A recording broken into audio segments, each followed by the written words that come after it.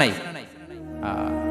উন্নত দেশগুলোতে দেখবেন রাস্তার মাঝখানে একটা ছোট্ট সাপ, পুরো হাইওয়েতে সবগুলো গাড়ি থেমে গিয়েছে একটা হাঁসের বাচ্চা বাঁচানোর জন্য, একটা সাপের বাচ্চা বাঁচানোর জন্য। আর আমরা পাখির মতো মানুষকে গুলি করে মারি,